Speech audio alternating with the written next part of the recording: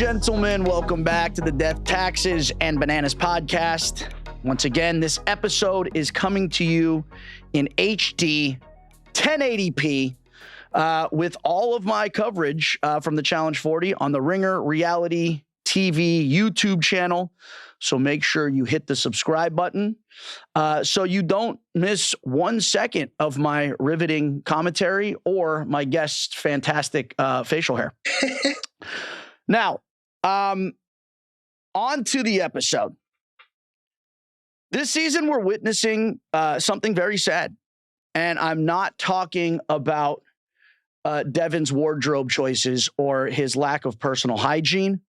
I'm talking about the fall of an era. Oh, Johnny. Now, in history, from the towering pyramids of Egypt to the vast reaches of Rome, from the opulence of the Ming Dynasty to the industrial might of the British Empire, history teaches us one thing, and that is all great empires come to an end. Ooh, Johnny, coming in hot today. In the history of historical occurrences, have we witnessed the absolute dismantling of an empire the way we have Era 1 this season of the Challenge 40? I've been inconsolable, all right? It was sad to see it in person. I think it's even more sad to witness it again. It's like, having something die, come back to life, and then die again. Agreed. Kind of like Wes every season of the Challenge. I think we get rid of him.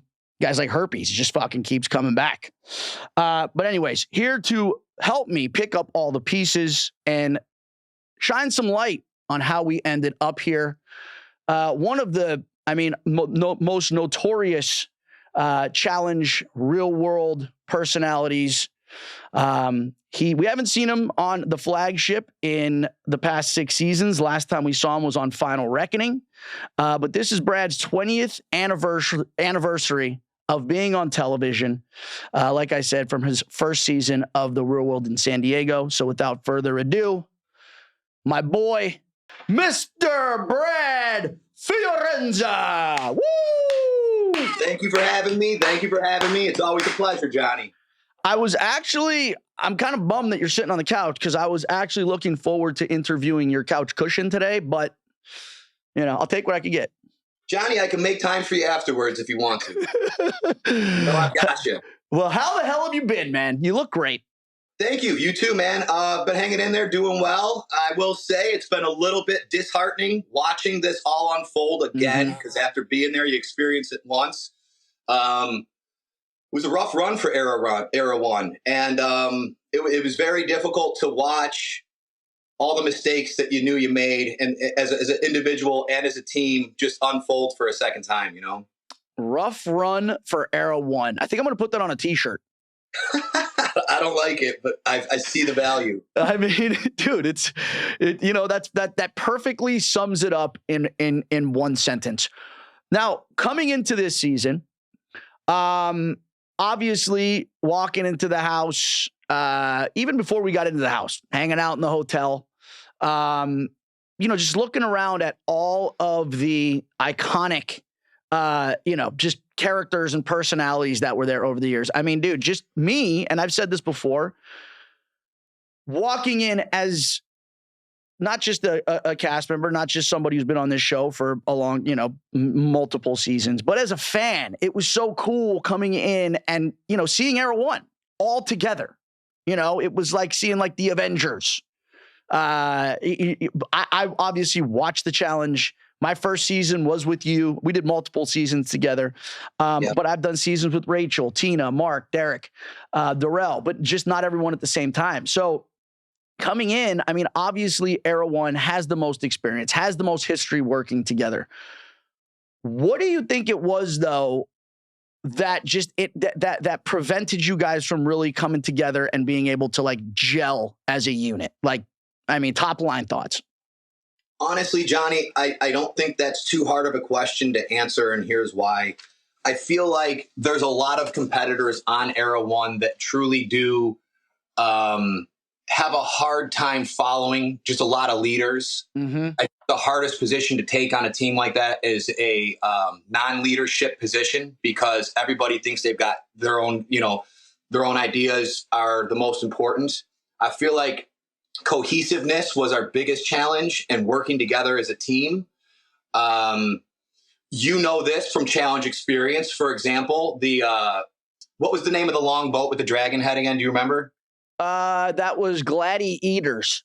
Yes, Gladi-Eaters. So on Gladi-Eaters, I will say, I want to own the fact that steering from the back of the boat was nothing like a canoe because of the length of that boat, the weight, and the disbursement. It was nothing like I was used to, like when you hold a paddle back on a canoe and you can move it very easily. It was nothing like that ruddering technique. So when we tried to readjust, and I would try to make calls for people to start rowing or stop rowing, what I noticed was we were not cohesive. And if I had to say, even in the following challenges after that, I kind of noticed that there was a lack of cohesiveness. There was a lack of we wanted to work as a team. I know we went into it with good intentions, but as you know, on the challenge, you get hit with surprises left and right, and you have to be able to readjust. And in those moments, we went into more of an argumentative mind state as opposed to a, high sensitivity. Let's listen and figure this out by, using our instincts as a team. I think that our instincts all activated differently. It created frustration at times. And I think that was probably our biggest setback. Now, do you think maybe the wrong people stepped up in certain situations and the right people did not? Because I saw this again, you have a ton of experience doing these things. CT does as well. Derek, I think is one of the best, workhorses you could have. You know what I mean? Derek's that type of person. You tell him what to do, and this guy will do it until he's dead. 100%. But that's what I kind of noticed. It almost seemed like maybe the wrong people weren't kind of stepping up, or the right people weren't stepping up, and the wrong people were. I mean, listen, love Tina to death, but if you're gonna let her take the reins on trying to manipulate a massive Y-beam through a tiny little forest, I mean, we saw how that went. Sure. CT is arguably one of the, best critical thinkers we've ever seen on the show. And it seemed like he wasn't really, stepping up to the plate that much and was kind of just sitting back and letting things happen. But I could totally relate on the Gladi-Eaters challenge. I was in the same position as you were. I, took over the steering responsibilities, and that thing did not maneuver properly. But I also think they do that on purpose. Right. If you notice on the challenge, we never get the proper equipment, and they do this on purpose. All right. I remember Total Madness. We had to, in the final, we had to do this, we had to basically move logs up a hill to start a bonfire. We can only take 3 logs at a time. But we had to do it on cross-country skis, right? And cross-country skis, you can go uphill because they've got the one direction sealskin, whatever the hell they call it. And then scale on the bottom. Yeah. These things, bro, when I tell you, were from the fucking turn of the century. They were like these old wooden, tiny little sticks on your feet. The fact that more people didn't blow their knees out, like, absolutely is mystifying. And I grew up skiing, and I could not use these things. Right. On Ride or Dies, we had these boats that we were supposed to row. Again, I'm pretty sure they were from the Roman Empire. You saw the first episode. We had to row in those stupid little miso bowl teacup things. So I think this was just another example of them giving us a vessel that looked the part, but was not meant to operate because that thing was so difficult. I mean, the second you saw the nose went off by 1 degree, you were screwed. There was no way to correct it. And everyone, like you said, wants to row at different times. They all see different things. And Johnny, I think the biggest setback on that, and what I noticed watching it unfold, was this, and that's that it took like almost 3 to 5 full seconds, which feels like an eternity when you're racing in a boat like that. So like if you paddle on one side, it takes about 3 to 5 seconds to actually see that movement take place. Almost like there was an offset in time. It's like in the movie Titanic. after they say iceberg and they turn and they're like, why the fuck isn't the ship turning? It's still going towards the iceberg, but there's like a delay. Yes, 100%, Johnny. That's exactly what I'm saying. So like with that, it's exactly what you said. It's much more challenging than everybody predicts. And then it's really about how you come together once you get hit with the surprises. We had Jody jumping in the water. We had CT hitting like power water breaks. I would be like, stop rowing on the left side. And he would just shove his paddle down and like hold it down and just, the whole boat would start to like shift. And then there was that delay on top of it. And for what didn't you guys also in the beginning, they didn't show this. Didn't you guys forget to unclip your carabiner from the static line? I don't think we did, Johnny, but maybe. I think you did. I remember you guys talking about it. So it was someone's responsibility to unhook your carabiner, and you guys were rowing, but you were still tied to the line. Johnny, it might have been mine for all I know. Honestly, like I don't know how hard I watched that because I was traumatized from my performance in it a little bit, where I just kind of like I watched it, but I didn't. It's possible that could have even been my responsibility. I sure hope it wasn't, though. What'd you have to eat on that one? I had to eat the pig brain. Okay. Yeah. How about you? I ate the cow's eyeball and I ate a rat. Well, dude, the eyeball looked intense. Okay, here's why it was intense, and not for what the reason you think, because I've eaten eyeballs before. I ate one on X's 1 final. We had to eat a goat's eyeball, which actually wasn't too bad. I stuffed one in my pants that ended up rolling out halfway through the final, which was pretty fun. Bro, the final, we had to eat a straight up goat's head. That was like they serve it in like drive-thrus in Iceland. So we pull up and there's this table and it's a goat head cut in half, right? So it's just like half the face. We'd peel off all the skin, eat the brain, and then eat the eyeball. Well, I ate one eyeball because Camille didn't want to eat hers. So then I was like, I'm not doing this again. So I shoved the other one in my pants. Like, hoping production see, which they didn't. 100%. Then we continue on. Then we get to this next checkpoint where we had to put on these snowshoes, and I bend over, and there's a camera over me, right? Like filming me, put my snowshoes on, and I bend over to put my snowshoe on, and a fucking eyeball rolls out of the cuff of my pants, eyeball straight up staring directly back at me, and I'm like, oh shit, I hope they didn't see that. And you got away with it? Got away with it. I guess they didn't see it. And then on what was it? House of Villains. We had to eat an eyeball, but generally you eat them and they're like jelly, like they pop, right? There's like one was like a fish eyeball or whatever. This cow's eyeball was like eating the sole of a shoe. This thing was just this tough, gristly, like rubber. It was horrible, dude. And I was like, all right, I can't bite this thing in half, so I'm just going to swallow it.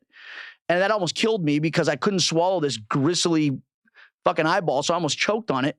Wow, look rough. But I'll tell you what's dangerous about brains, and a lot of people don't know this, and I didn't know this until House of Villains, because there's Shake, who was one of the cast members, is a veterinarian. There's these things in brains called prions. There's like these proteins or something that even when they're like I don't know. Yeah, they're like a protein or a something living organism that doesn't die even when you boil it. And like if you eat it, these things can like get stuck in your brain, and it's actually what caused mad cow disease, because they were feeding cows dead cows, and the cows were eating the brains, and it gave them mad cow disease. So I don't want to say that you might have mad cow disease, but by the appearance of that beard, it could be a possibility. Bro, honestly, I wish you never told me that. Everything I was fine with until the prions. It's almost like Sylvia's coffee story, which we won't get into. Oh my God, let's not.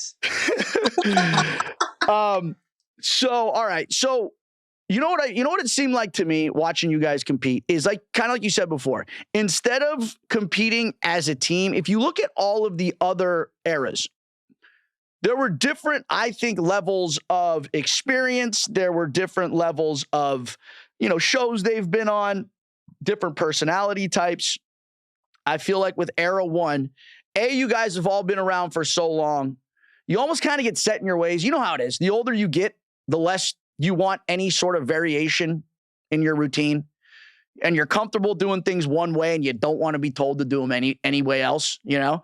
I think there's that. But then again, I like you said, I think everybody felt like they needed to be the ones to take the reins, and there was all leaders and no real like role players or followers. Right. And that was the hardest role to take. And I understand why. I feel like there was a lot of pressure on us because we looked around the room. We did have our best players. I mean, we had some really good players.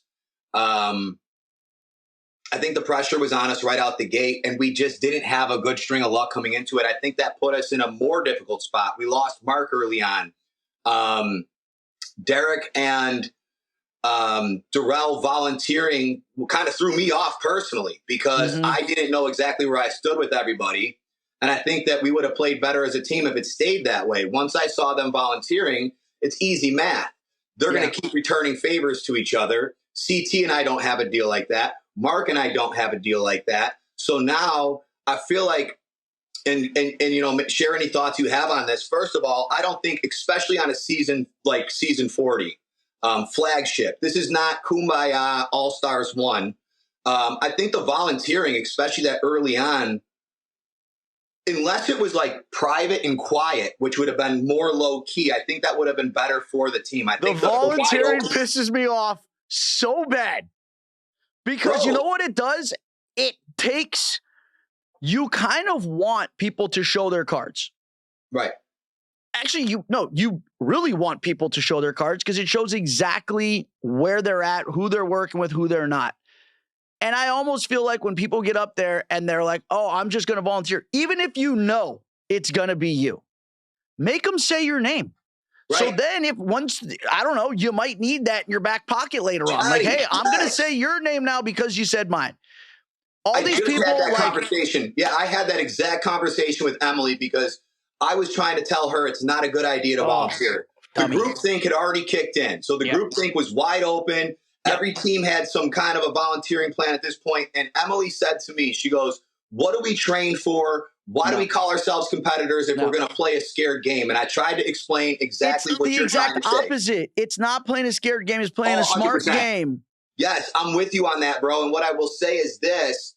And Emily agreed afterwards. It's about that data point that you just spoke to. Make somebody say your name, especially when you get along with everybody. Because I told Emily the same thing. I said, you need that data point to forward into your game, because when you get put in the next difficult position, now no one wants to volunteer. You don't have that data point. What are you going to do? You've already volunteered. You jumped on board with the groupthink. If you didn't have that plan coming into the game, or if you didn't develop it like immediately after the first vote, then you probably shouldn't. You're basically, and correct me if I'm wrong here, you're basically playing somebody else's game.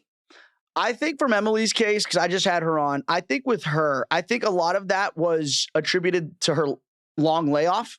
Sure. And I see this 100%. A lot of times when people come back after they haven't been on a while, they feel this need, especially if there's someone like her that has over the years been, and justifiably so, has had a lot of accolades heaped upon her for being such a tremendous female competitor.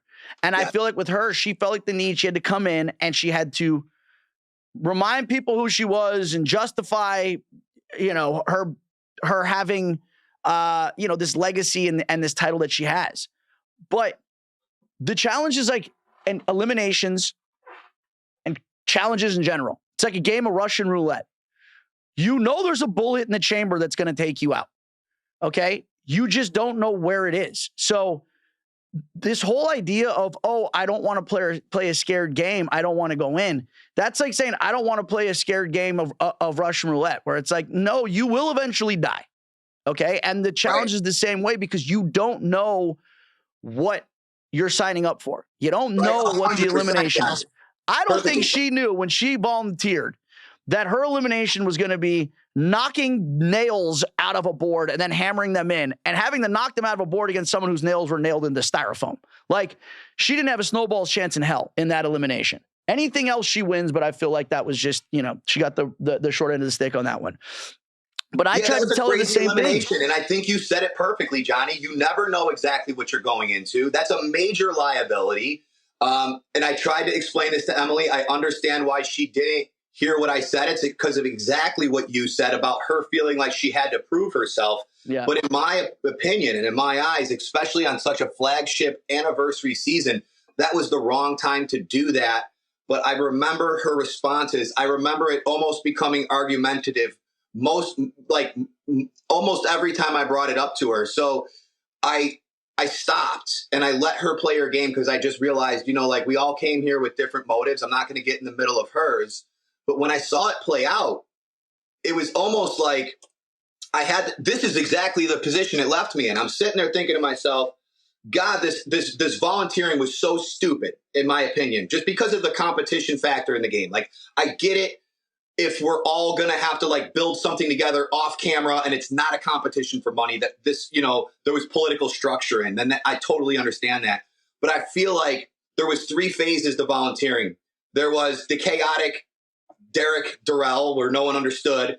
Then there was the groupthink phase, okay, where everybody was like, kind of like other teams started doing it and it turned into groupthink. And then it became weaponized because I felt like at my point where I did volunteer, I'm sitting there and I'm thinking like, damn, I don't even know, if we were going performance-based or anything else, like I see where there was different options to possibly create a argument in your favor not to go in. But then I felt like if my fucking man card is on the line in this moment, I've got 2 sons. There's no way in hell I would do that personally in the first place.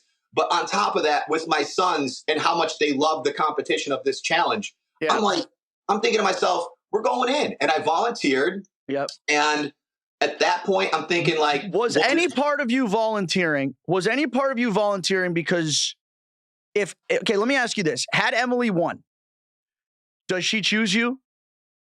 To volunteer? To go in as target? Yeah, I think she was. I think because that's the vibe I was kind of getting from her, is that she was almost upset that I didn't think it was a good idea to go in. And or was she upset because you weren't taking care of business back at home? What do you mean back at home? Shower time. You weren't. She was like, my back's dirty. I haven't been getting my back scrubbed lately.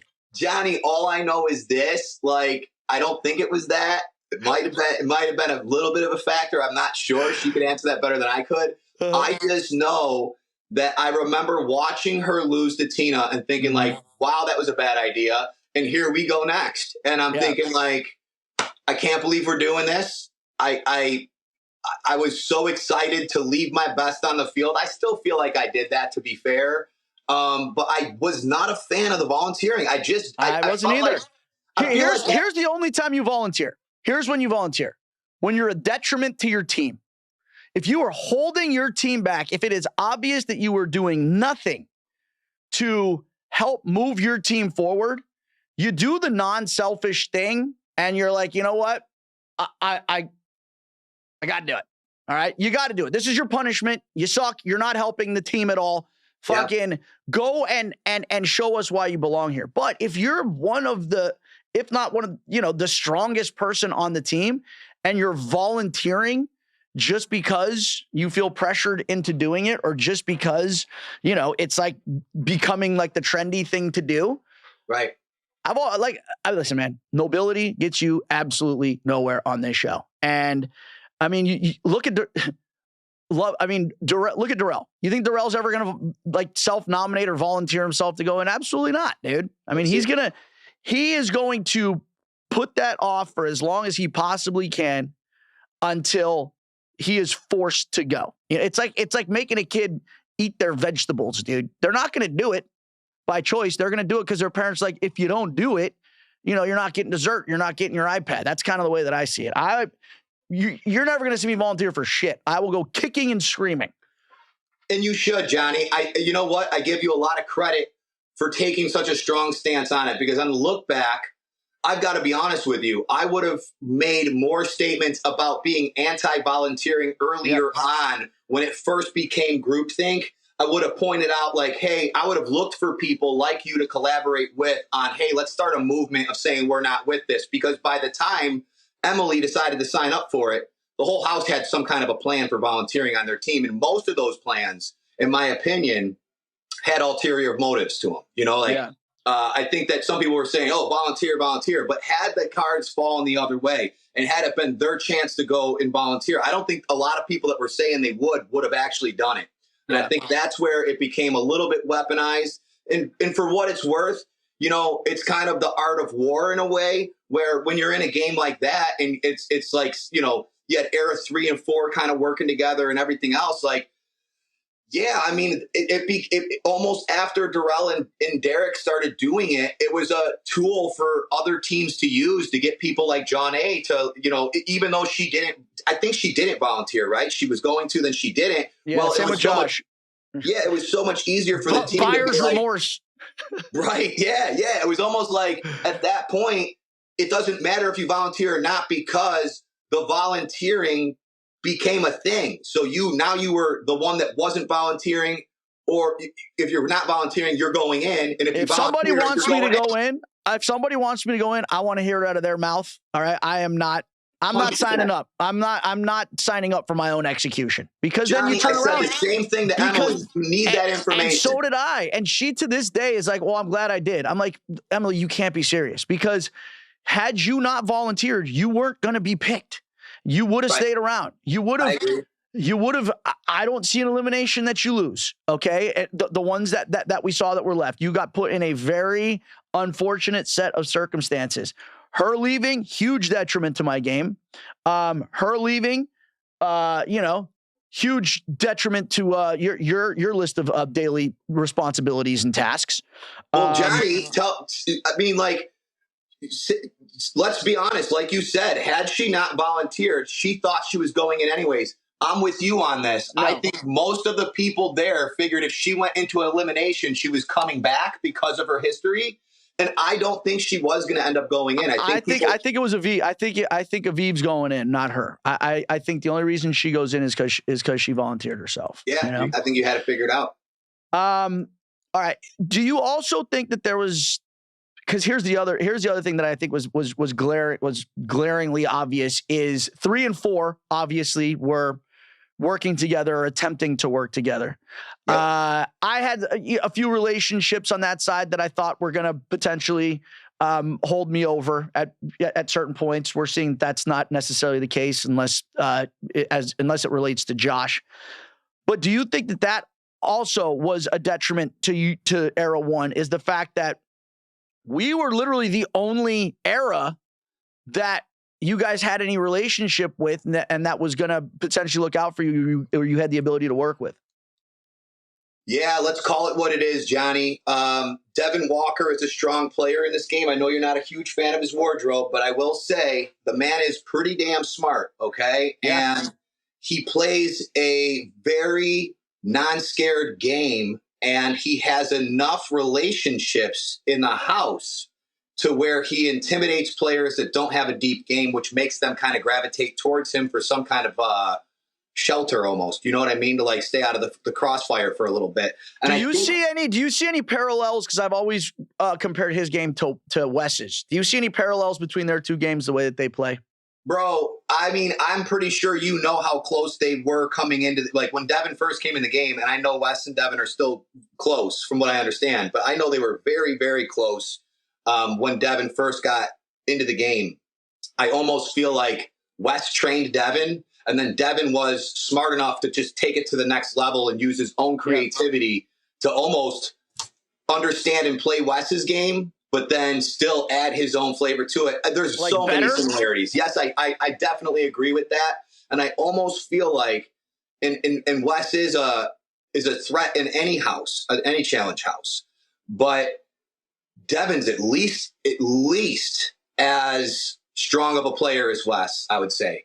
Here's differences and similarities.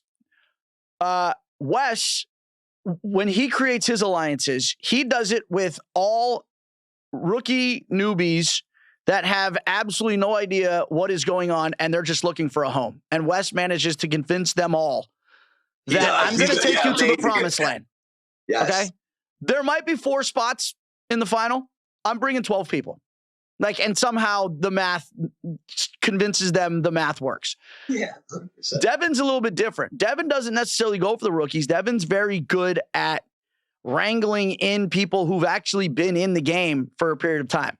And that leads to where they're similar. I think Wes and Devin missed their calling for being cult leaders, because the two of them have the ability to convince, I mean, I don't want to say weak minds, but weaker minded people that up is down, down is up, the sky's not blue, the earth is flat.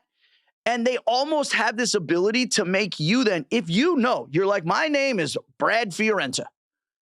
If they'll tell you, there's such good propagandists, they'll tell you enough times where you'll be like, I don't know, maybe my name's Bobby Rosigliano. That actually makes sense.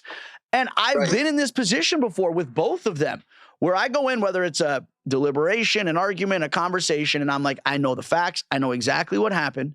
You start talking with them and you get so, I don't even know, dude, caught up in the weeds, and then they use percentages and they use numbers and then they use strikes and balls and all this shit. And you're just like, when did we start fucking playing baseball? Like, right, Johnny, and that's actually very strike one. And here's the other thing. They are the judge, jury, and executioner when it comes to whether you're right or wrong. Okay. Right.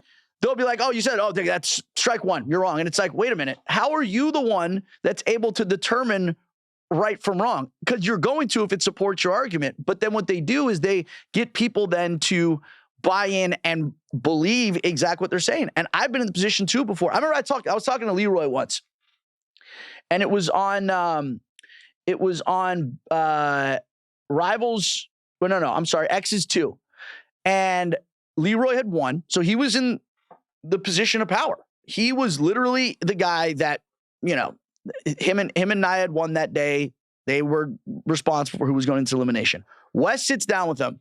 I wasn't in the house. Me and Nani were in the Redemption house at the time, but I got back. Leroy told me, he goes, dude, I'm sitting there talking to Wes, and instead of me interrogating him as to why he shouldn't go in, he somehow turned the tables, and I had to convince him why I shouldn't have to go in. And it's really crazy how they're able to play these, like, mentally manipulate people. And I don't want to call it gaslighting, because I do feel like that term gets thrown around way too cavalierly. But it's gaslighting on a whole nother level, where you literally start believing their lies, and somehow you feel like you did something wrong when it's them. It's absolutely amazing. I mean, and you're right. We witnessed it last night go down. This is just beginning with Devin and I. This is about to really hit full tilt here soon. I'm sad you weren't there to see how this thing all plays out, but damn. I can't imagine, Johnny, just seeing the buildup. It does look like it's about to go off. Yeah. But like you said, I mean, and I, you know, to go back to the point, to back to the question, like you said, Devin now has this kind of this stranglehold on his era, and also, you know, he's got his tentacles in era 4 as well. Era 1 didn't have this ability, right? You didn't have these relationships. You didn't have, you know, the people. I mean, CT usually is very good at playing that game, and I feel like he came in this season and just kind of was just there.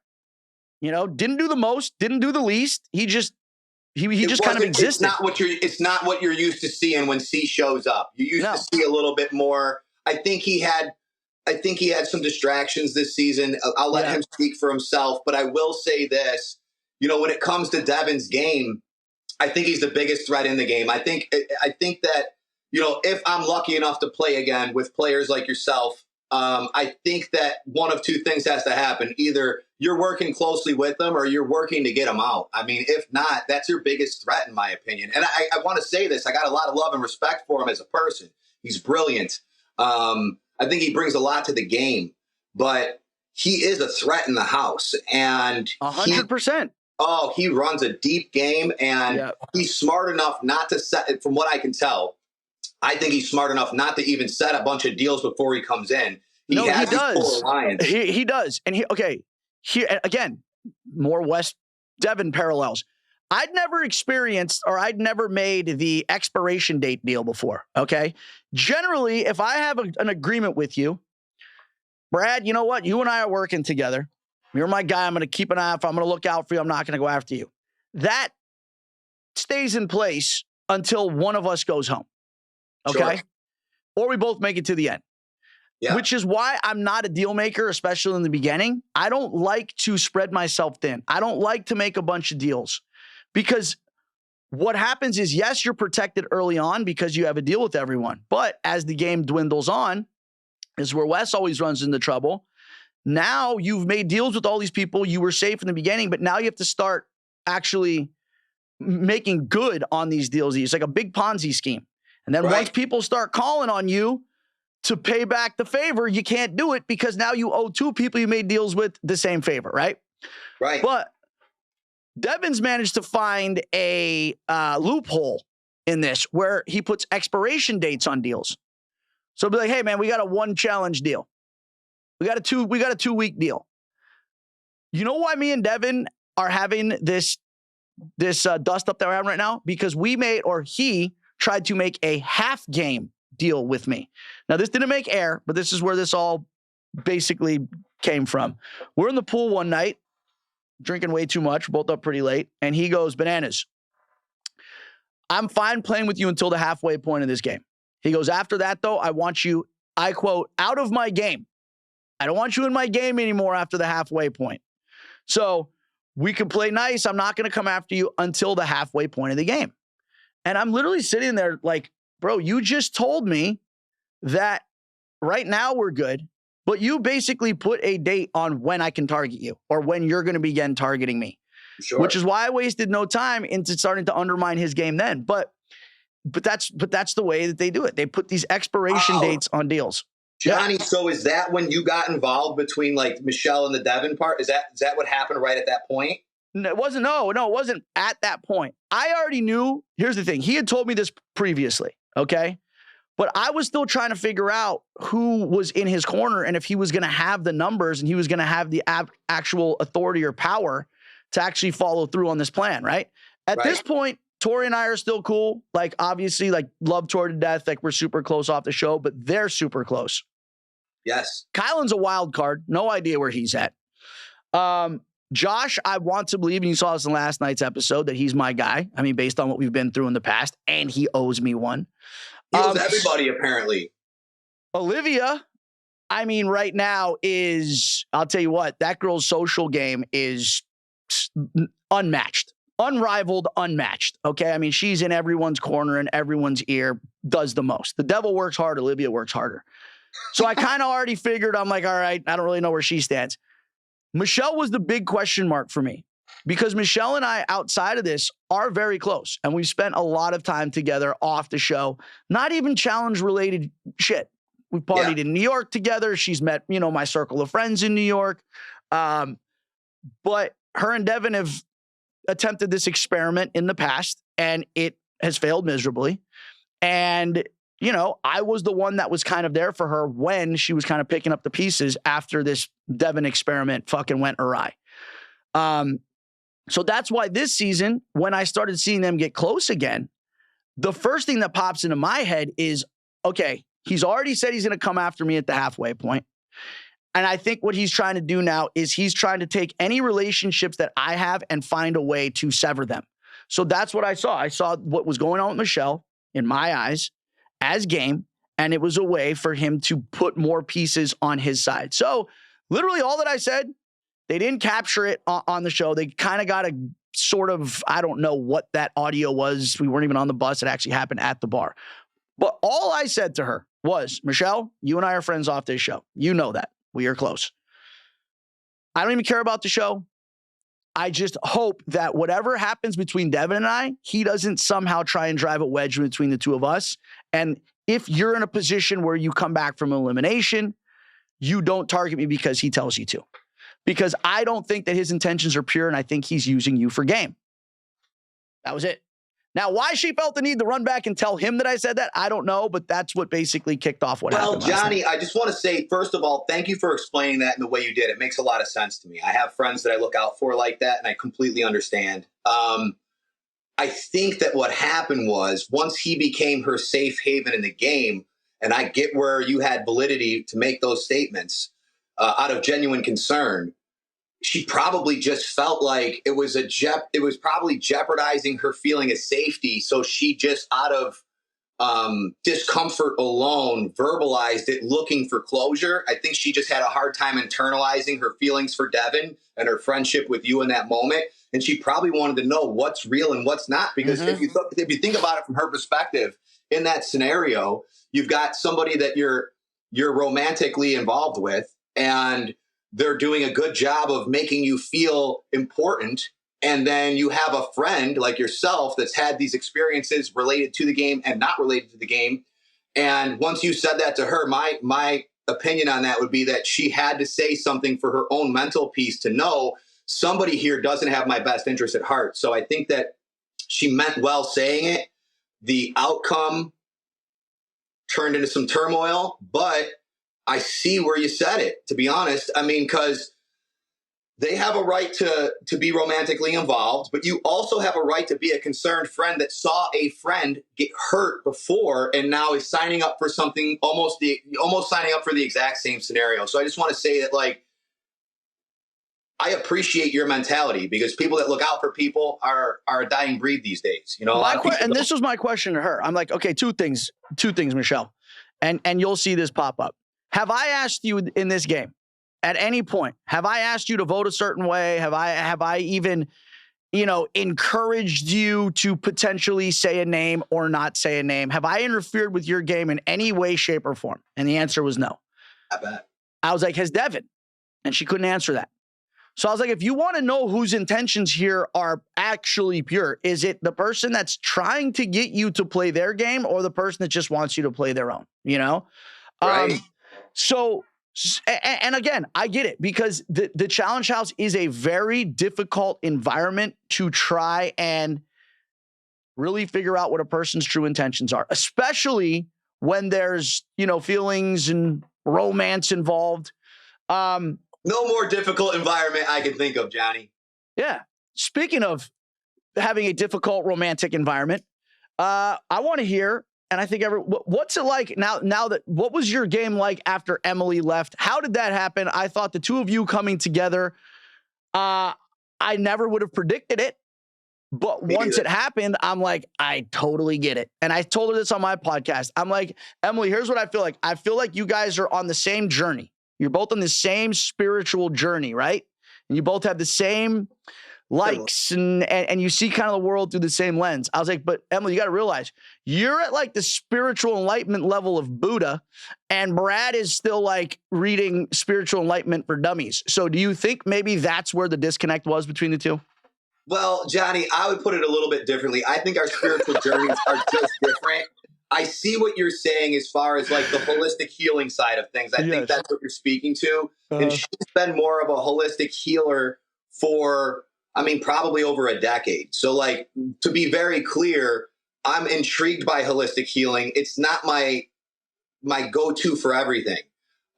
So there was a lot of connections made there, but we also just have different views on certain things. Now, I believe in letting the universe do its thing. I was raised Catholic. I'm not a super religious person, but I do believe in God, and I believe there's more than one channel to God. Her and I didn't speak too far into that. However, the one thing that kind of brought us together was I was getting up and doing sunrise meditations even before challenges on challenge day. I wake up with the sunrise. I've been doing that for, quite a long time now. So it's just a matter of waking up grateful, expressing gratitude, and then setting your day up for success. And I feel like her and I were meeting at the pool every single morning. I would wake up. It would still be dark. Everyone's sleeping. And I'm quietly tiptoeing through with my oolong tea that I brought.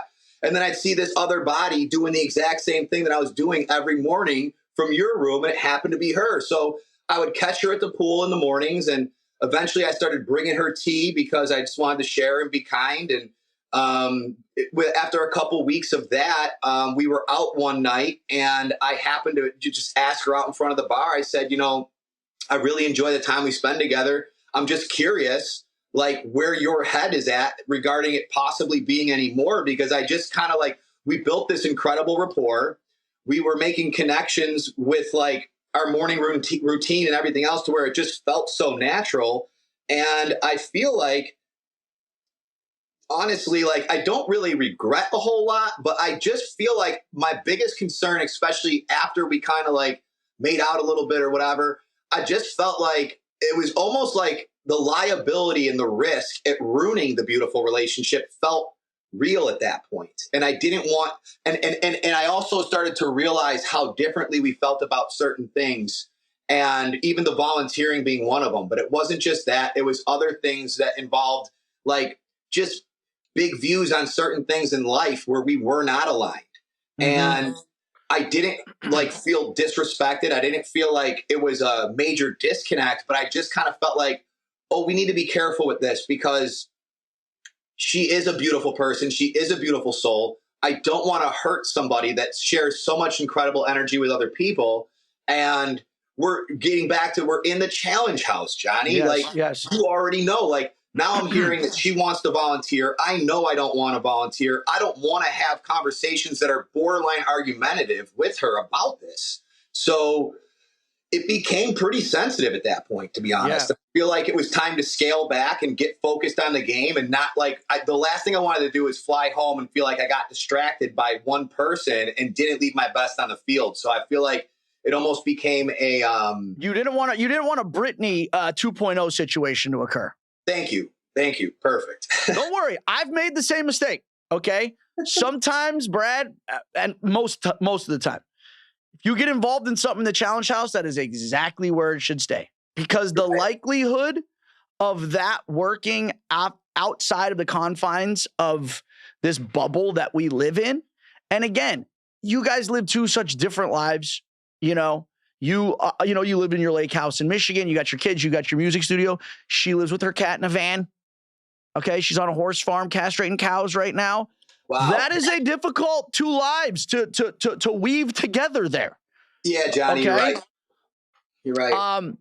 But it's so funny how, and I get it. I mean, I think we've all fallen in that same trap before. Where you're in the house, you're like, oh, this makes so much sense.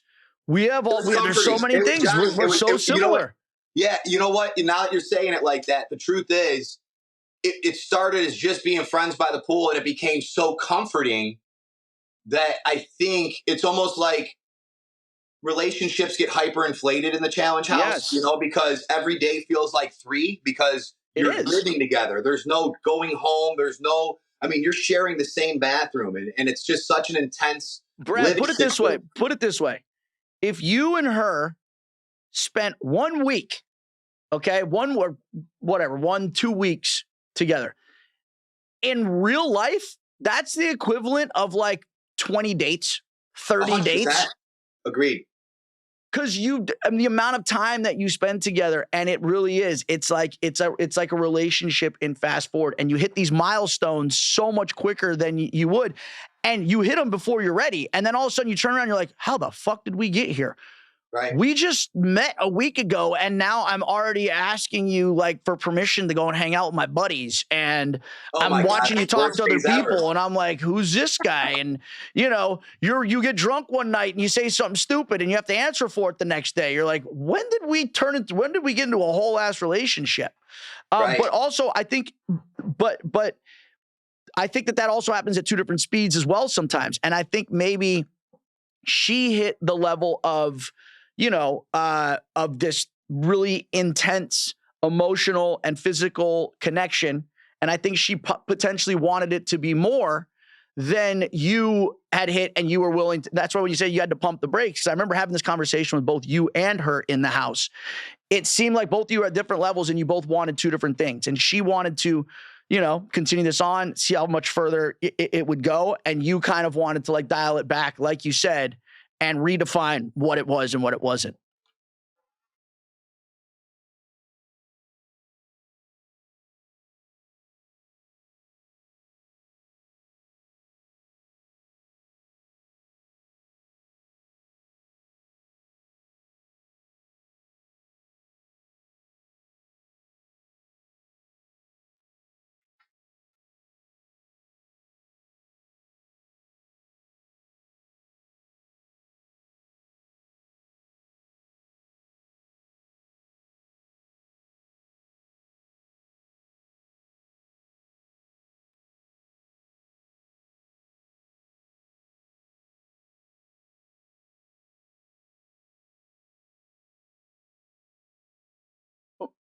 Brad, it's called out of sight, out of mind.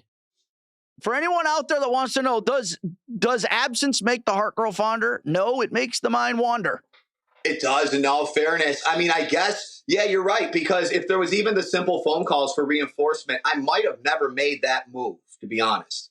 But because I wasn't able to get a hold of the girl that I was talking to, and honestly, I really didn't want to interfere. I didn't know where I stood with that anyways, because I was in a position where I was trying to stay single and figure out some career opportunities and things like that before I truly committed to a relationship that I wanted to succeed.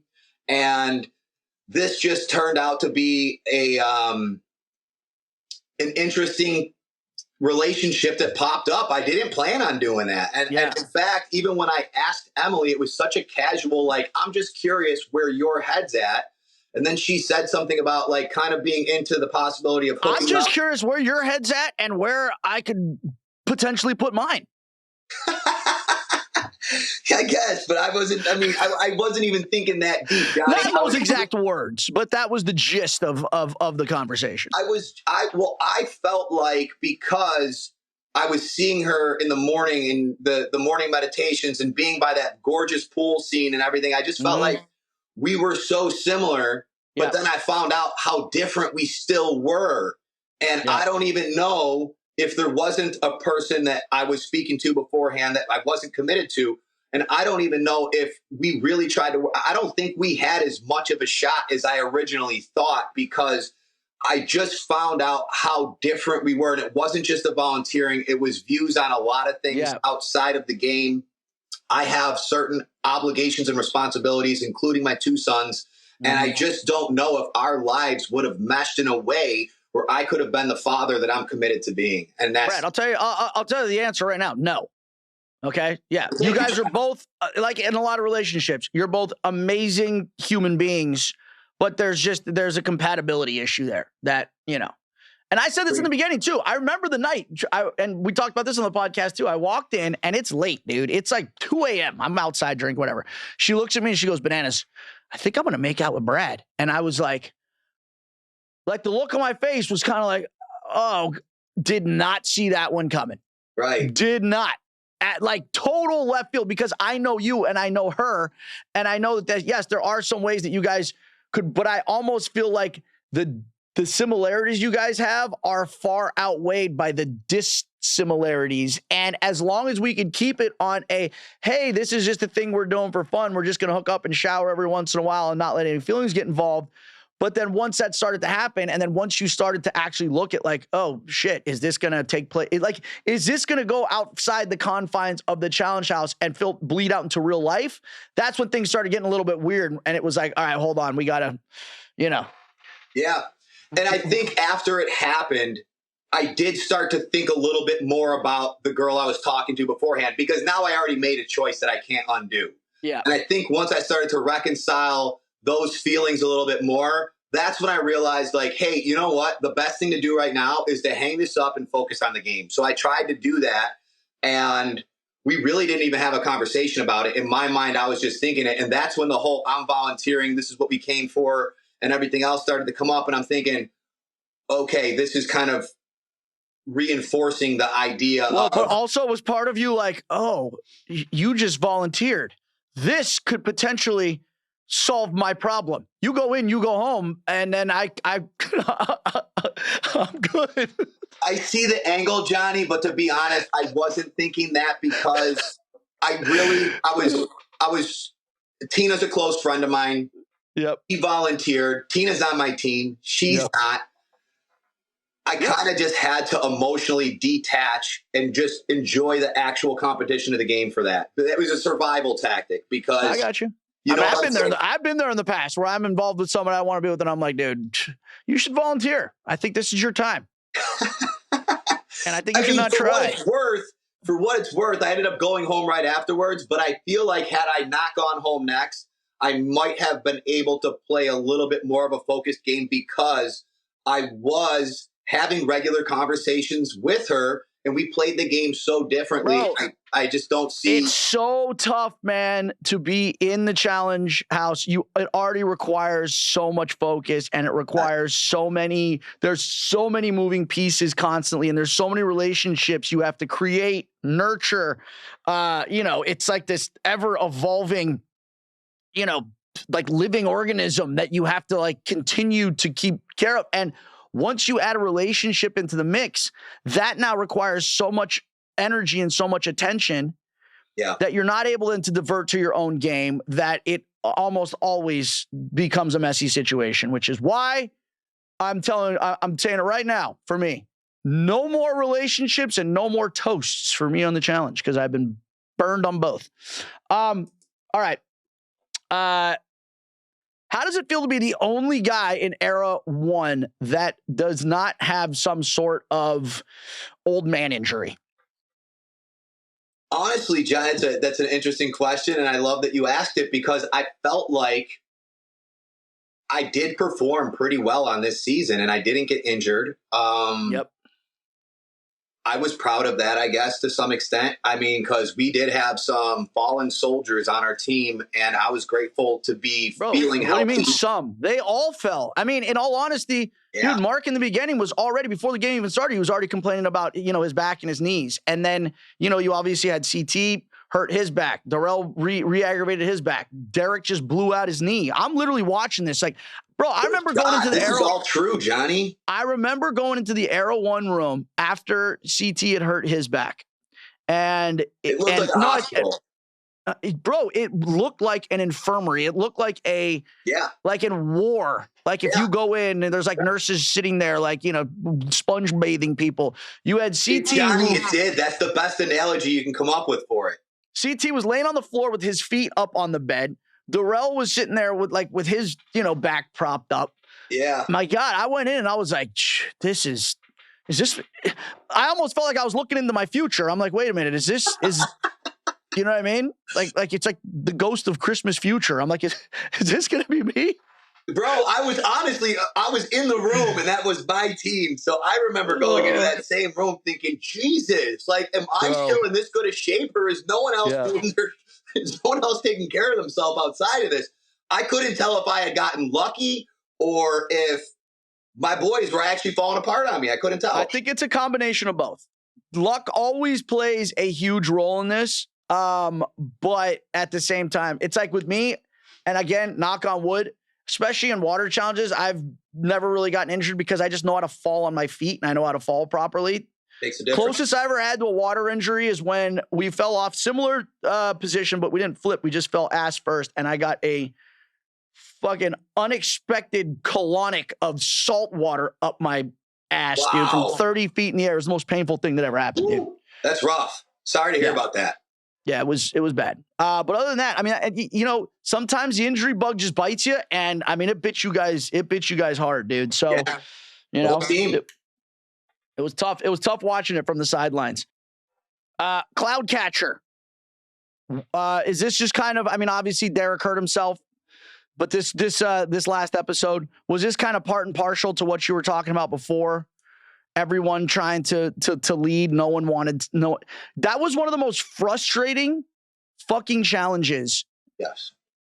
To take part in. And here's the thing. When they do this on purpose, and production is very good at doing this, and almost in a way, like kind of outsmarting us, because they take a challenge like that, and it's like, all right, and you think in your head, all right, it's the first team to get the most balloons back, and it's whoever does it the fastest. That absolutely nothing to do with time. We could still be out there pulling balloons over, and Era 1 could have won that. You could have taken 7 hours because it was all about me with that too. I have to be honest. They tricked me with that too. I was out there busting my ass, and when I saw the way other teams played it, like time was not a factor. Oh, did I want to kick my own ass? Honest to God. Era 4, I remember finishing. I thought we won. Yeah. I know we beat you guys. And then it was like, oh, it's up between us and Era 3 because I think they kind of finished at the same time. Here comes Era 4, 10 minutes after we're done, still pulling balloons over. Like, why are you guys even still trying? They ended up winning because they got the most. Crazy. But you know what? Inspiring at the same time because I'm 43 years old. If you've got me this open to learning at 43 because you're showing me opportunities to win like this that I'm passionate about, I'm interested. I appreciate the additional self-development motivation in itself, because when you get your eyes woken up like that, where you do like, like where you don't factor in the time was not a factor.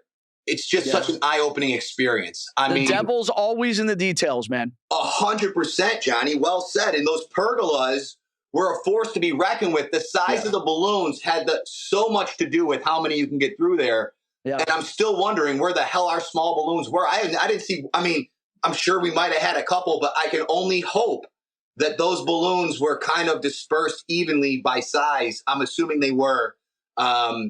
But man, I didn't feel like we had very many reasonable sized balloons. Most of ours were barely able to fit through the pergola, and you saw those jagged spikes. They weren't playing. No. Now, what was the and I know Derek's a difficult person to, he doesn't really, he's going to do what he wants to do. But what was the strategy behind allowing him to continue going and getting balloons when he literally had no knee? Bro, let me just say this. When I heard him start screaming, yes, I felt like I was almost in a war or something, because he was like, ah! And I just came through the mud, and I'm maxing myself out because I didn't factor in the whole time thing. We were just kind of discussing, and you know Derek, and you said it best. I mean, he just gets focused, and he especially when he's in a traumatized mind state because he thinks he broke his leg. There's no way you're not feeling traumatized in that moment. That's not a good time to sit him down and reason with him. He's already because I remember telling him, like, Derek, sit out. And he's like, no, I'm going. And I could tell he's in war mode. And I'm like, oh my gosh. Like, I didn't want to start an argument with him. I did try to get him to stop going. He continued. I see what you're saying. I think he should have sat out. But then I also know his mentality. And even when I heard the way he was responding to me, I'm like, there's no way. This is like what you were looking at is Derek in like a Derek Joss elimination mindset. Yeah. And then trying to tell him, oh, hey, the game's over. You shouldn't play with the way you feel. He just doesn't listen like that. In fact, it seemed like nobody was listening. That's what was so frustrating to me is it's like, guys, these balloons are fucking gentle. Yes. Right? This fabric is these are weather balloons, man. These things are meant to go 30,000, 40, 50,000 feet in the sky, right? And they're meant to be super lightweight. They're not meant to literally touch anything, except for fabric. So you see people out here manhandling these balloons.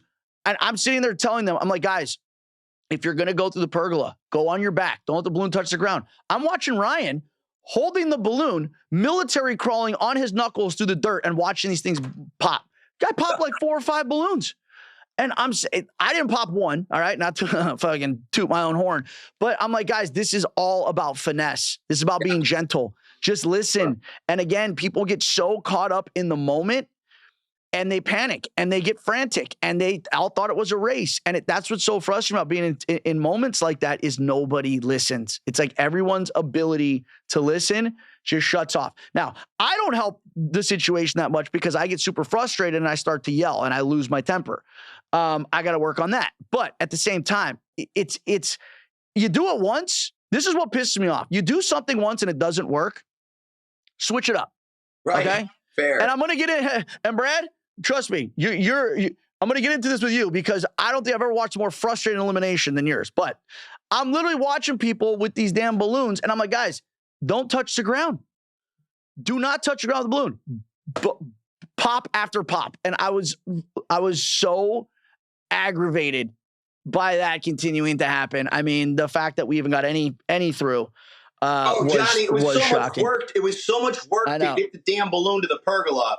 So when you saw mistreatment of the balloons as you were crossing through, it was a very intense spectacle. And honestly, God, I'd love to get a redo on that one because of the time factor. We were not as conscious of the time not being a factor as we should have been. It made no difference on how fast you finished. And looking back and seeing that, seeing Derek's injury, seeing how many balloons we popped, that was a factor for sure.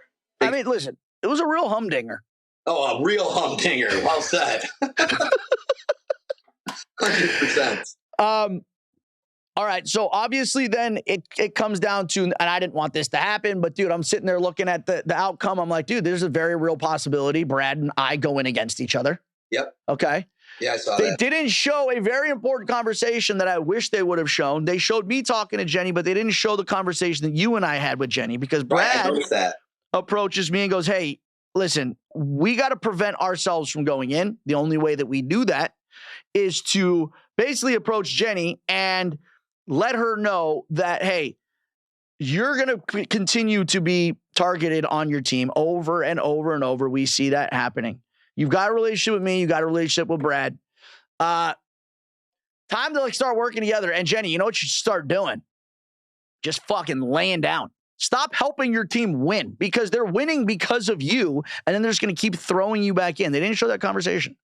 Well, and Johnny, at that point in the game, Era 1 was just chalking up L's one after another. And even hearing the team talk, everybody was all concerned about 3 and 4 working together. It was an early on obsession on our team. They're working together. They're working together.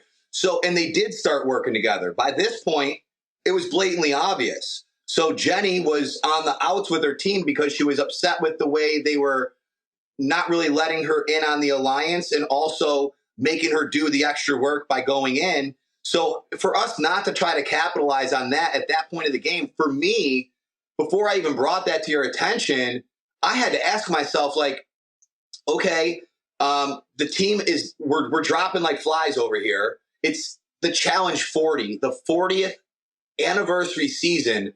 I felt like I had to come up with some kind of a gameplay. And it only came to my mind because Jenny was repeatedly venting to me about her team. And then I finally thought 1 + 1 is 2. If you're unhappy with your team, and if my team is losing regularly, and you and I were in a position where I felt like we would be if the house got a chance to put us up against each other, I think it was happening. Duh. Yeah. So at that point, listen, this is why I love when people, all right. And again, not to throw a car under the bus, but when we came into the season and she's whining about the whole house being against her. Yes. And oh my God, I got the whole house against me. Meanwhile, it's like, okay, yeah, me and Laurel, we don't get along necessarily, but it's us. The whole rest of the house has your back. If you want to see what it truly feels like, and again, I deal with this every season, to have the whole house against you, look at the position I'm in, where the only combination of people on Era 4, where I don't go in is Josh and Jenny, because you had all the pressure from Era 4, your own team, and Era 3, all pressuring you to send in Laurel and myself. And these are even people that I consider friends, Tori, at this point, Michelle, and I'm sitting here watching this like, damn, dude. I mean, I didn't really have a relationship with Kylan, but Kylan, I mean, they had all the pressure in the world to send us in. The only reason that doesn't happen is because I put an absolute mountain of guilt on Josh's shoulders, which I felt was justifiable. All right. You owe me one. And me and Jenny are cool. When we were in the chamber and you kind of saw that go down, I know you said that you didn't have a choice one way or the other. Right. I wish you just would have called Corey out, but that's neither here nor there. Did that really bother you, Johnny? Well, I mean, I think it would have just pushed it a little bit further. You don't have any. What do you owe him? What do you owe Corey, dude? Oh, I didn't feel like I owed him. I have to be honest with you. I felt like once I was going in, that the gameplay that everyone else already had with everyone else was going to determine what was going to happen. I felt like no matter what, even if I had set a name, it's almost like that data point on volunteering. I thought I would just be like putting a hit on Corey and it would almost be irrelevant. I didn't feel like they were actually going to give me who I asked for either. No, it's fine. But what I said, it was so, and they didn't show the whole thing, the whole back and forth, obviously. But when Corey comes out and basically tells Jenny and Josh, hey, all the people I'm working with are now going to have your back if you don't send me in. And I'm sitting there like, first of all, who are all these people? And second of all, why would they have Josh and Jenny's back before, the other people that they're already protecting? And I'm sitting there like, guys, I got nobody. I'm naked and afraid right now. So, I couldn't work with anybody else if I wanted to. So we obviously see the direction that goes. Here's what I think's so funny. Everyone's so pissed off at Josh now, right? Oh, Josh, you fucked up. They even did the whole cartoon about him being the court jester, and they really like tortured him last night because everyone's like, Josh, how could you make this move? And I'm like, you know what's funny? You guys all want Josh to make this move, but if you were in his position, it wouldn't be that easy of a move. It's really easy to have to convince someone to make a move when you're not in the position to say the name. Yeah, they take the hit. Hey, Josh, this would be a great idea. Throw in Laurel and Bananas. Why wouldn't you? It'd be great for the game. Yeah, Right. your game would not be good for my game. So then everyone turns it around as if it's like, oh, Josh, you're weak. You've been manipulated. How could you do this? You should throw these two people in. It's like Josh has a great relationship with Laurel and myself. So if you guys want us to go in, why don't you guys win and then make the hard decision?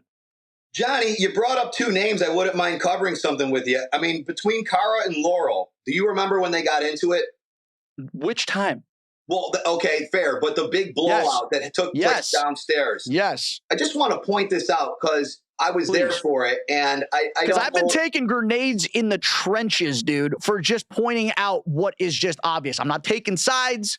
I'm just trying to say this is what happened. I was there. Fans, you weren't. Sorry to cut you off, Brad, but you weren't there. Okay, you're seeing an edited version of this back and forth.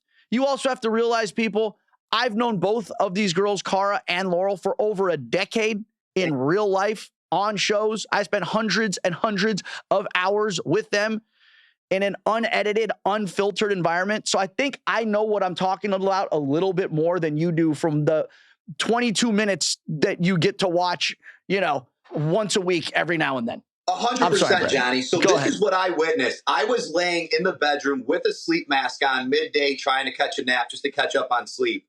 And Laurel had gone into her bed and was kind of organizing her little area or whatever she was doing. I could hear her rustling around. Her activity bag. Cara came into the bedroom, and this is right before their big blowout downstairs.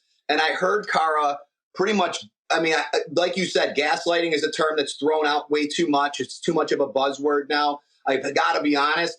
In my opinion, this aligns with the actual definition. She came into the room. Nobody else was there to witness this. She didn't know I was laying down in the next bedroom over and I could hear everything.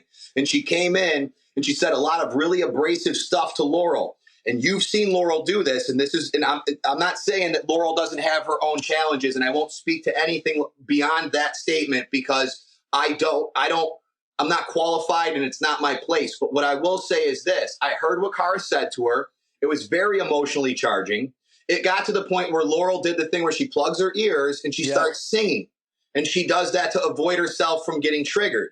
Mm-hmm. At that point, Cara kept talking and she was singing with her ears plugged. And then after that took place, Laurel couldn't internalize the processing and she went downstairs and she exploded on Cara. At that point, of course, Cara didn't volunteer the information to the other girls in the house that I just went upstairs and gaslit her, or went upstairs and abrasively antagonized her.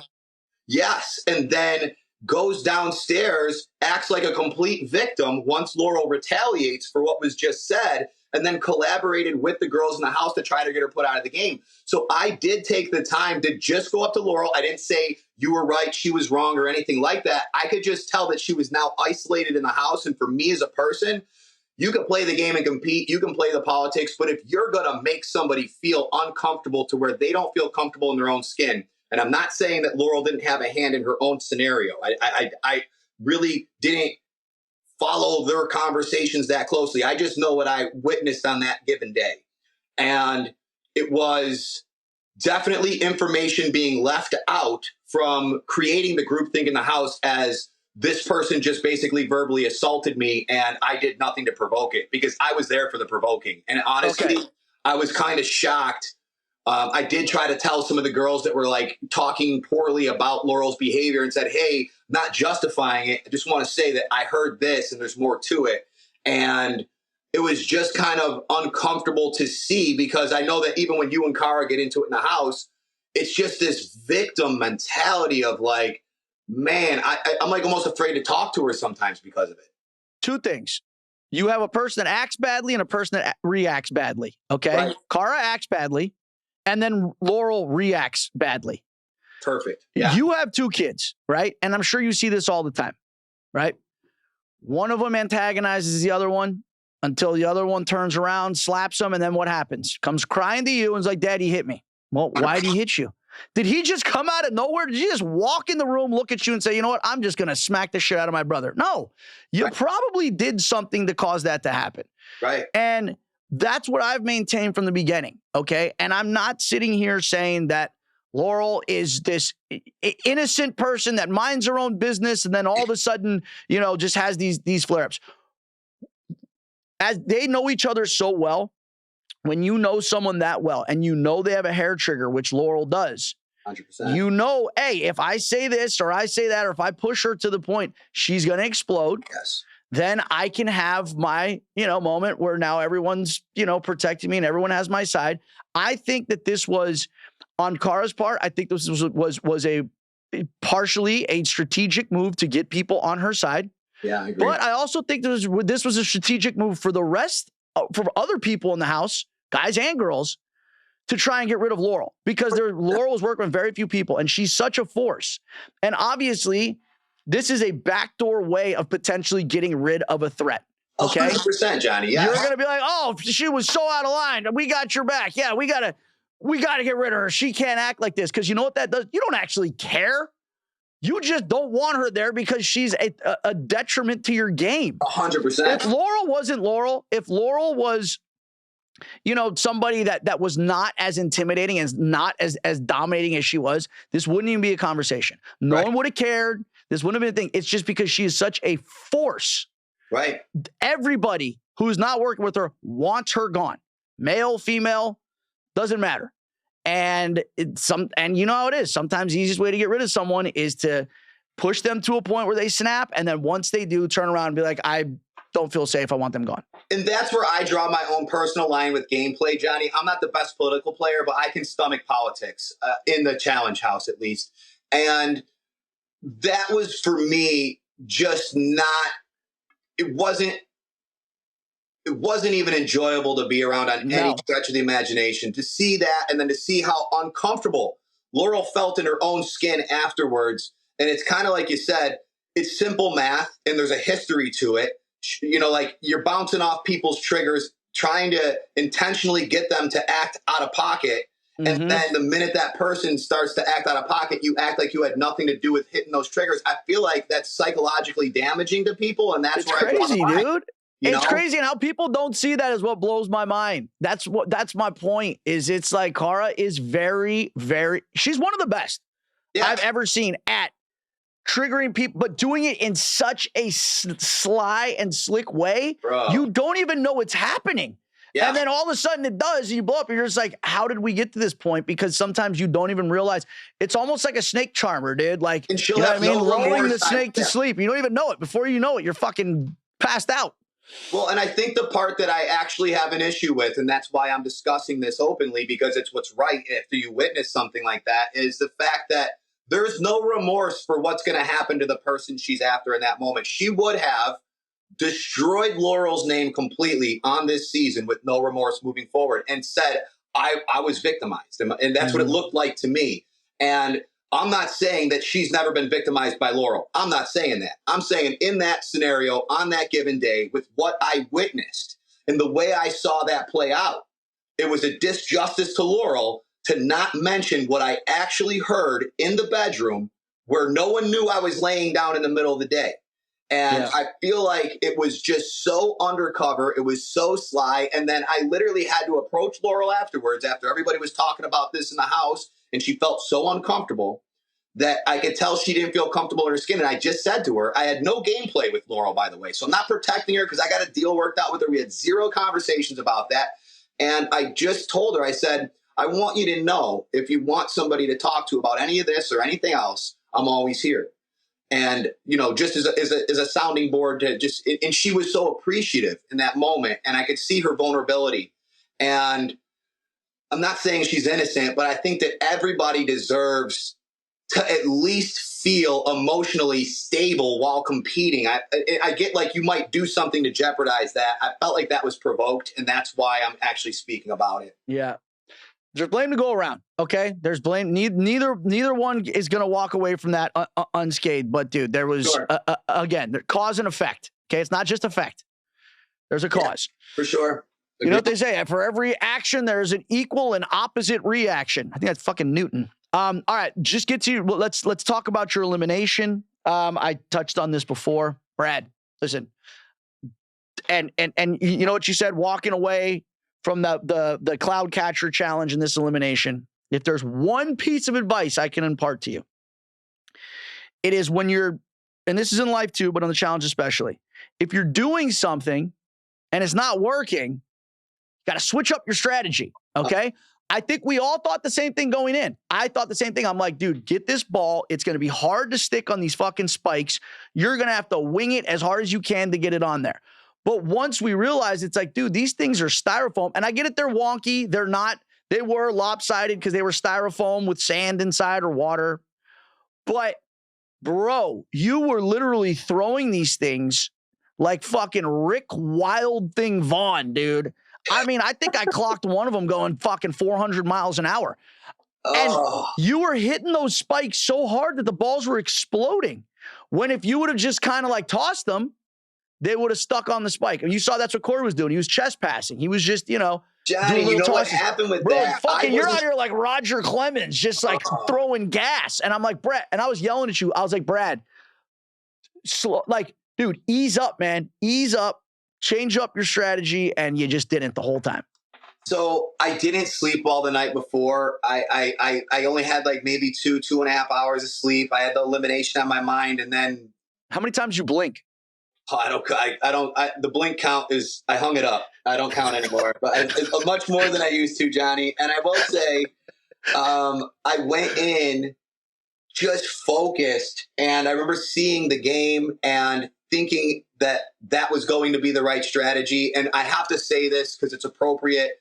Corey out-strategized me. We already kind of spoke to that, but I just want to verbalize that because, one of the things you got to realize about Corey is this. He's so hungry for that W right now. He's been in the game for a long time. He wants to earn that championship status. He's in his prime right now. So, he did an amazing job, and his strategy was better than mine. And I have to be honest, I'm still jealous about it because that's my move. I'm the one that out strategizes people to beat people like Landon or CT or whoever it is. I like to be the strategy guy. On that day, it was not my day. He out strategized me. I didn't watch him play, so I would see occasionally him throw a roll ball. I wasn't watching him with each throw. I wasn't taking good notes for sure. And I just kept thinking it was an accuracy issue with the angle I was hitting him. But you're right. I was way overpowering him. The chest pass is so much more accurate. And with the weight of the balls, and I obviously found this out too late afterwards, but with the weight of those balls, less was more. Because I didn't see until the end when he was sticking them by barely tossing them. And then I only had a couple balls left, and I really didn't have that much to work with. So the thing about that elimination, and again, why it was so frustrating to watch, there are certain eliminations that, dude, you start and they're over before they start, dude. Yeah. Right? It's like a mad dash. It's like, let me get this activity done as fast as I can. And it's hard in moments like that. It's hard in challenges like that, eliminations like that, to stop for a second, settle down. I mean, I've lost an elimination like this before too, against Derek. We had to do this thing where we jumped on this hamster wheel and had to spin this wheel, and there was a rope that was attached to a kettlebell, and you had to basically spin this wheel until the kettlebell was pulled all the way in. Yeah. And I figured out the strategy was to jump on, and instead of jumping on and spinning it once at a time, I jumped on like a fucking rat and ran on top of this thing. Nice. And I totally dominated the first round. And again, what I should have done was taken the second round off, let him gas himself out, all right, not done anything, and then come back in the third round and just smoked him. I didn't. And I tried to just end it in the second round. I ended up losing because I gassed myself out. And I look back at that and I was like, why didn't I? I had time. Why didn't I do it differently? And we always, play Monday morning quarterback. But sure. For you, it was like there was so much time in this elimination to adjust your strategy, and it just never happened. The other problem with throwing them as hard as you did is because they would bounce off the screen and roll right by Corey's feet. So you were actually missing and providing him with even more ammunition. You're right. Yeah. I will say, Johnny, it went quick. I mean, you're right. Yeah. It went quick for me. It didn't go quick for the spectators. Yeah. But when you're engaged, especially on the level I was, pretty tired going into it, God, it just wasn't my best work. And that's going to haunt me a little bit. It's going to haunt me a little bit. And the reason it's not going to haunt me a lot is because Corey really did have an amazing elimination. He did. No, not to take anything away from him. No, I know you're Brad, not. I'm not taking anything away from him. He did have an incredible elimination. And again, but at the same time, in the beginning, he was throwing the balls the same way you were. He just then started switching to the chest pass later on because, again, what that all came down to was finesse. That was not a strength-based competition. That was a finesse-based competition, finesse and strategy. And you just came out like fucking, bro, you literally came out like Thor, dude. Like you came out with fucking raining down like the thunder from the heavens on these things, man. And I'm like, bro, Brad, put the hammer away. All right. Johnny, I wish I could go back and get a redo. I wish I could go back and get a redo. I'd like a redo on the whole season, but they just don't do redos. You're like, if I could go back to that shower one more time. No, that's not the place I'm trying to take this. It's for the competition of the whole thing. Rewatching that recently was difficult because I love this game with every fiber of my being. I think anyone that's played with me knows that. I know you do. And man, you just want to be there for the whole thing, you know? And that's what costed me my spot. But you know what, Brad?